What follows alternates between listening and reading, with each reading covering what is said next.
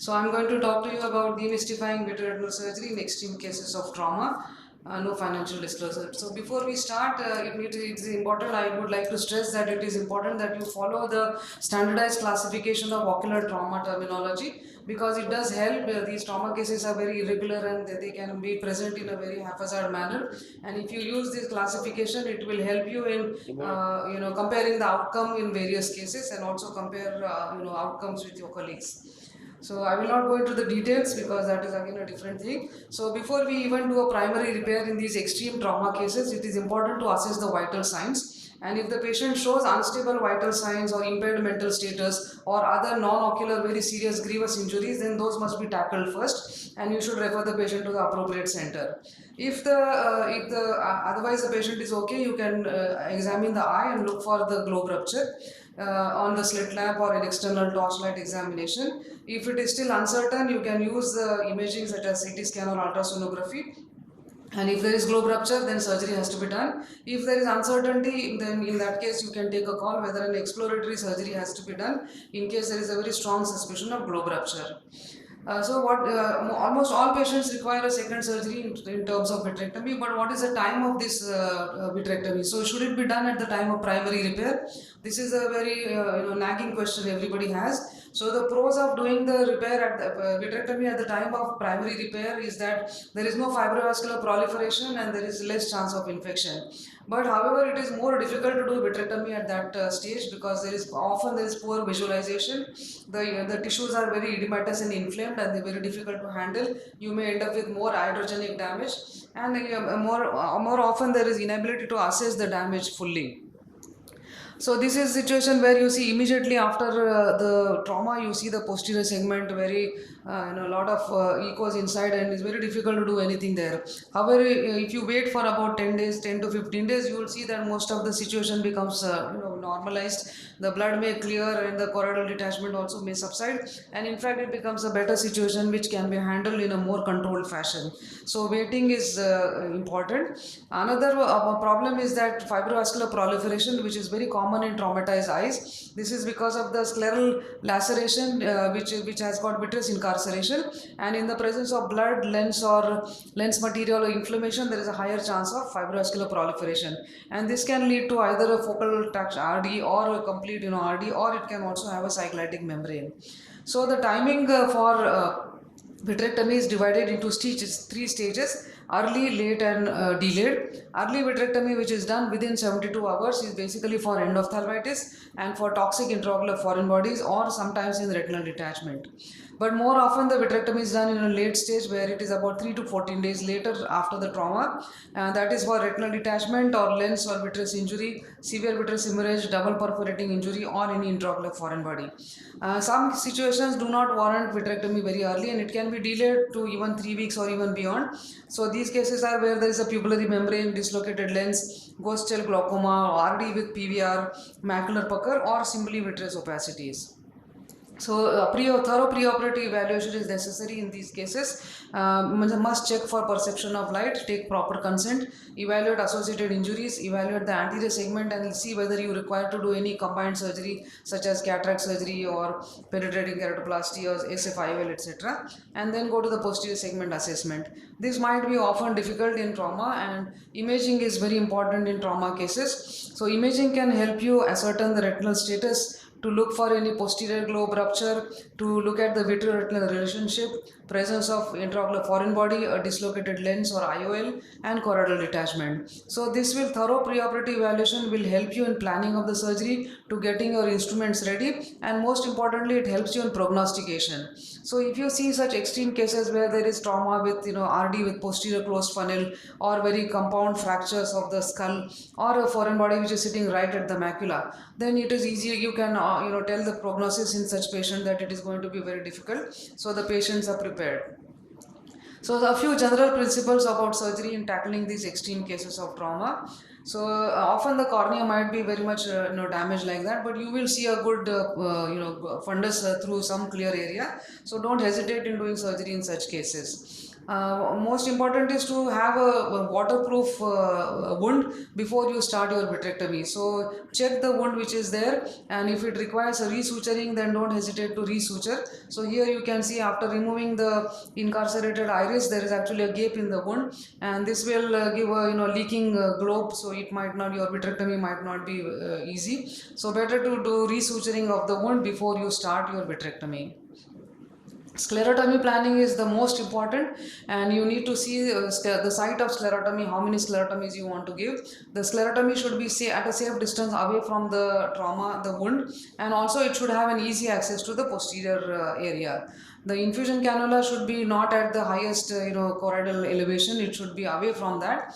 If possible, you can use a 6 mm cannula if you suspect the choroidal thickening is there, and sometimes you can use an AC maintainer or a bent infusion cannula if you cannot see the tip of the infusion cannula. So this is one situation where you can see a lower portion 180 degree, the wound is there, and so we have not given any sclerotomy in the lower half. All the 3 sclerotomies are in the superior half, and the infusion is actually placed at 12 o'clock, and for sure there was retinal incarceration in the lower periphery. So had the sclerotomy been given in the inferior quadrant, then it would have gone through your retina. And here you see that we have temporarily blocked the infusion port because we're not visible, so you are using AC maintainer in this situation. So these things can help you in tackling the initial part. This is one case of extreme trauma where you can see we are using an MBR knife basically, and I'm using an old-fashioned sutured cannula here because there is a suprachoroidal hemorrhage. So as soon as you give the sclerotomy, you will see this blood-tinged fluid which flows out, and this cannula we are using, so the tip has to be visible.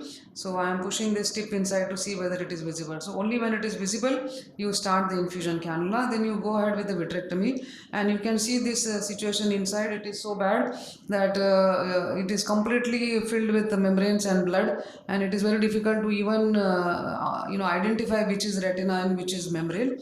So in this situation again take the help of a bimanual approach. With chandelier you can use bimanual instruments and make sure that what you are cutting is not the retina.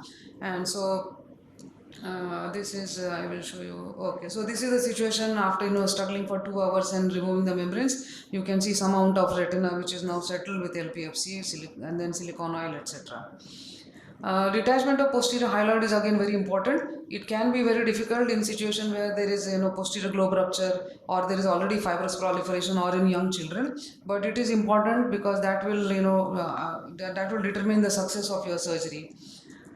This is situations where you have a complete retinal detachment, and even the vitreous is also very opaque. There is a lot of blood. It becomes very difficult to assess whether posterior vitreous has been detached, and it is difficult also to detach the posterior hyaloid. But we have to persevere and very carefully try to go towards the retinal surface and the disc, and then try to induce the PVD from there without damaging the retina. If there is a vitreous incarceration or retinal incarceration, that needs to be tackled. If there is a vitreous incarceration, then best is not to pull that vitreous out of that incarcerated site, because that will cause further leakage and hole in that area. So best is to leave that vitreous plug there and just trim around that plug. And then go ahead with the rest of the surgery. If there is a retinal incarceration, in situation where there is only mild retinal incarceration, you can just leave it like that, maybe surround it with laser and can support it with a buckle. But if you have a very severe retinal incarceration with a lot of pucker, then you need to cut around that incarcerated area, like here it has been shown. So do a retinotomy around that, and do laser with LPFC silicone oil. So there are some proponents like such as Dr. Ferenkun, who even believe in cutting the entire choroid also around the incarcerated site, because he feels that prevents reproliferation from that incarcerated site. However, there are some situations here which I have operated with large retinotomies have been done. I do not do any choroidotomy, but the chances of reproliferation are not that much. But again, I would say it is an individual decision. Intraocular foreign bodies is part of trauma. 18% of posterior segment trauma can have associated foreign body, and imaging is very vital in case of foreign body. Foreign body removal is necessary such as in reactive foreign body where you have iron or copper, which can lead to hydrosis or chalcosis and lead to degenerative changes later on. Non-reactive foreign bodies such as glass or plastic, sometimes a small pieces can be left behind which are floating in the vitreous, but they can cause mechanical damage and you have to address them. Vegetative foreign bodies can lead to infection, so again they need removal. But before you do IFB removal, you need to consider a few factors: the location of the foreign body, whether it is intravitreal, on the retina, or it is subretinal. What is the nature of the foreign body, whether it is magnetic or non-magnetic, and what is the route that is most likely to be successful in removing the foreign body, whether it is anterior through limbus or pars plana or sometimes posterior. So this is a small algorithm which can tell you if you have foreign body. If you have intravitreal foreign body, remove the vitreous anterior and behind the foreign body also. If the foreign body is magnetic, then you can use a magnet. If the foreign body is less than 5 millimeters, then you can enlarge the sclerotomy slightly and remove it through the sclerotomy itself. But if you have a non-magnetic foreign body or if you have a large foreign body, then you may have to remove it through the limbus. In this, sometimes a clear lens also might have to be sacrificed in this situation. If you have a foreign body in the retinal surface and if it is encapsulated, do not try to dissect this capsule off the retina because it is impossible. You can just cut the capsule and tease the foreign body out of the capsule. Sometimes there can be retinal holes, so these need to be lasered before you remove the foreign body.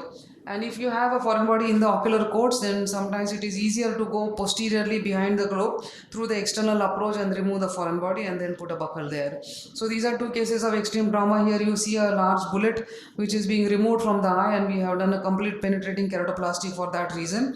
And once you remove the foreign body, you can put the graft back in place. And this is the second eye where this is the third surgery within a span of few days. Already previous surgeon has tried removing the foreign body but unsuccessful, and this is a large glass foreign body which I am trying to remove. So this, you can see a large glass foreign body which is like a cube, very difficult to even hold the foreign body. So the foreign body forceps had to be fully widened or open to fold the foreign body.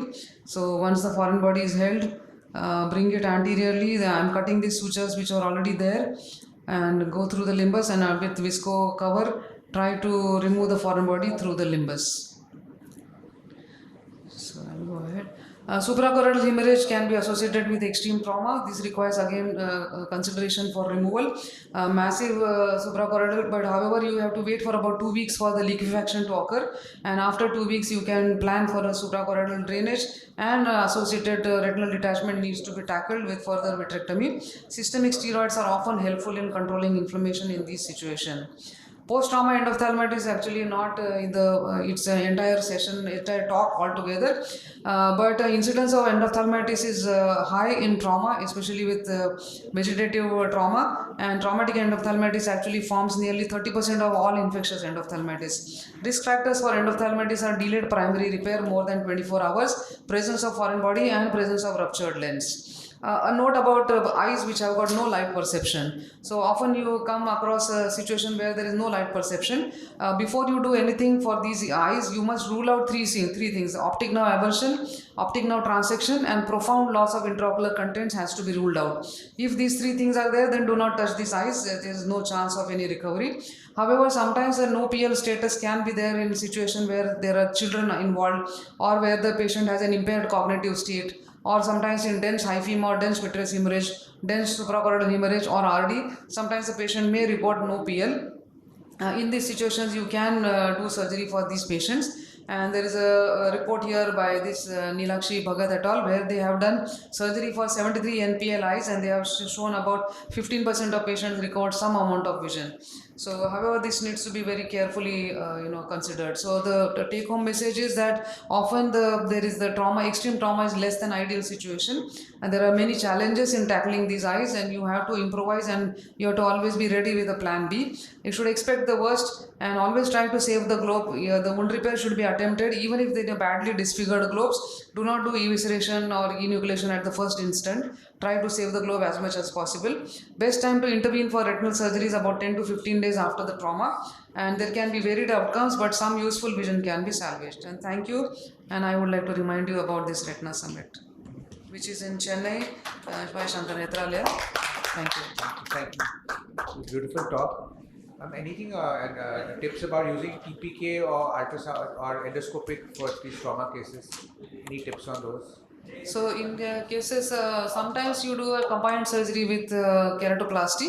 So if the cornea is very badly disfigured or if there is corneal blood staining, the view is compromised, then you need to plan for combined. So for that, you can have we generally use a temporary keratoprosthesis during surgery, which is later replaced by a keratoplasty, the corneal graft. But these cases are often very difficult to manage. Yeah, tell me please.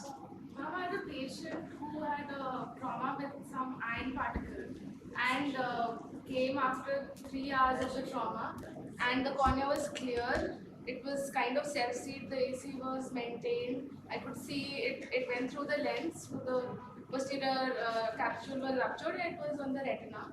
It was seen on B scan, I couldn't see there was VH. So we started the patient with antibiotics and planned the surgery. Within 10 hours, the cornea was totally opaque, couldn't see anything, tried to open, but inside like nothing was visible. I couldn't even figure out how to proceed, and he was after till like a week he was still PR. He didn't know if he should proceed or not because PR was even PR was he wasn't very sure about it. I have seen this happen in end of dermatitis where you have say iron particle which is infected. Most often some gram negative bacilli with trauma you'll have some gram negative bacilli or sometimes pseudomonas. They can proliferate very rapidly. So between the time that you see the patient and between the time the patient is getting ready for say some investigation, the cornea will be totally white. The vitreous which was clear will become totally white. So these are very highly infectious endophthalmitis and they need to be tackled immediately. Otherwise, the patient will become no PL. So it needs urgent vitrectomy. So how do we decide how like should we? I mean, yeah, it is difficult when you see the first presentation where vitreous is clear and all. It's very difficult, but some indications that if the patient has, sustained trauma in a situation where it is unhygienic environment, then you would suspect infection. And any trauma actually you should try to do as early as possible. Ideally, you should operate within 6 hours. Some patients are clean trauma, but it's very difficult to decide at the first moment. So best is if you have a high index of suspicion, then immediately operate. If not, then you start with this antibiotics and but keep a very close watch. Maybe such cases you should admit in the hospital and keep a watch. If there is an indication of worsening, then immediately you should. I think we'll have to interrupt because we won't have time for the last stop.